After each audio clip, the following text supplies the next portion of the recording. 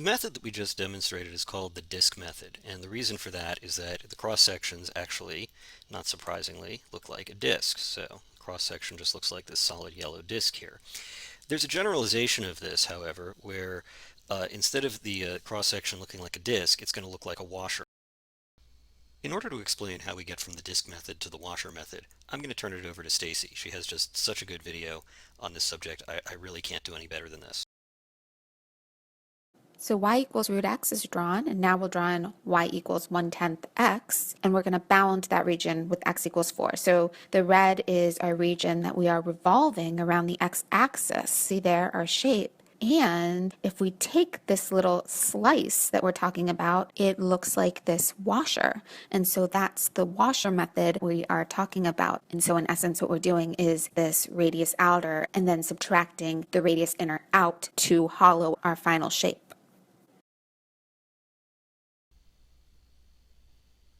Whoa, that was deep. I can hear the exodus now, all the people trying to transfer to Stacy's class, but unfortunately she's just this teacher I found on the internet who had a really good video. I don't know where she is.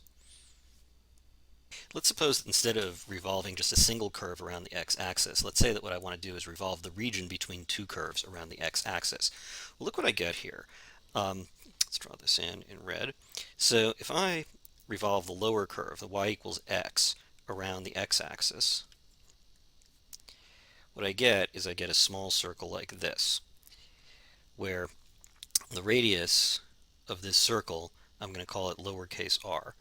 And then I get a larger circle on the outside. Let's see, which color do I want to draw that in? I think I'll draw this in light blue. So I get the outside circle that looks like this, and its radius, draw the radius up there, I don't want to conflict with that red line, we'll call it capital R. So if I were to draw this circle, if I were to draw this cross section in a flat on the paper instead of in perspective like I've drawn it, what I get is an outer circle that looks like the blue one and an inner circle that looks like the red one. So I have a red circle of R and an outer blue circle. Oops,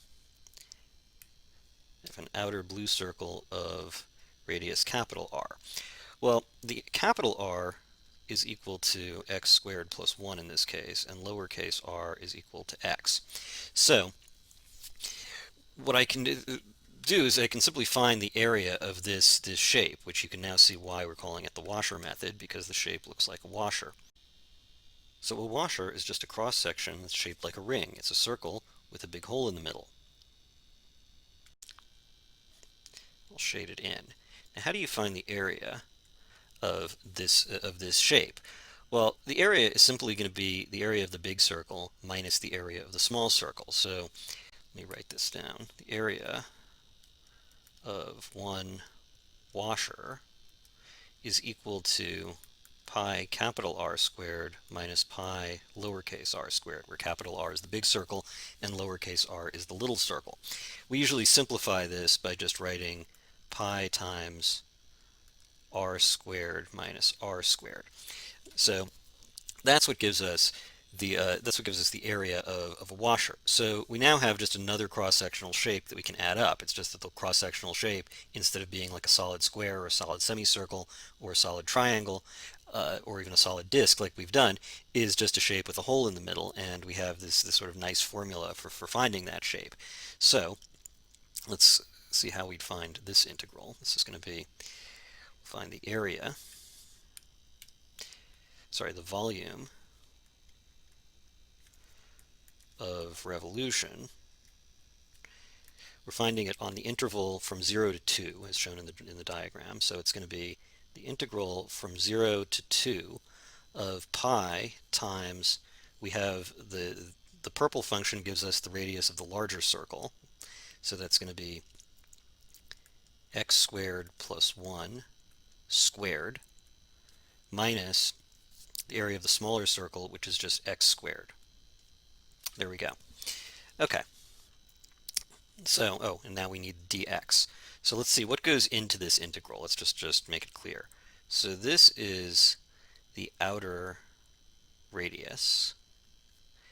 this is the inner radius, and I'm not including the squared when I put the bracket in. We have to square them and multiply by pi to get the actual areas of the circle, but that's what we're doing here through the distributive property. I just put the pi on the outside. It is important to remember what you're squaring. I do see, just write it here, I do see this error quite often, and this is wrong. You don't subtract the radii from each other and then square it. What you do is you square each radius and then subtract the squares from each other. It's important that you do that because you're getting the totally different geometry if you subtract the radii and then square afterwards. So okay, so this, let's getting back to this entire expression here is the area of a washer.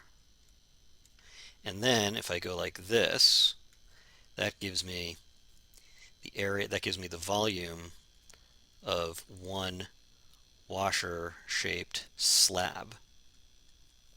Say that it's shaped, washer shaped slab. So just to be clear what we're drawing here, this is, if I add a little bit of thickness to that washer, I get not a flat washer that has just an area, but I get a washer that's a little bit of thick and has a little bit of it's a little bit thick, has a little bit of volume, and is therefore like a washer-shaped slab.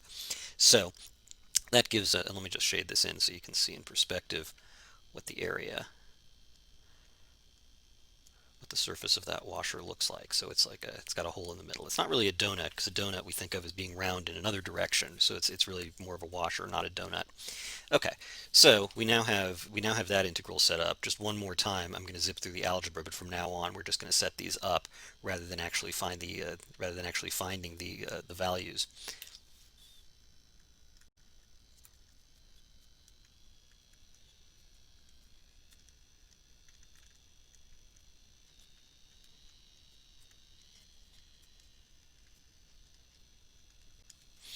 So there we go. The volume of this region is 166 pi over 15. Okay, so now it's your turn. I've put up another problem. You're going to find, I don't want you to find the value. I just want you to set up the integral to find the volume of the solid obtained by revolving about the x-axis, the region bounded between that top curve, y equals x plus 1, the bottom curve, y equals root x, and the two vertical lines, x equals 2 and x equals 3.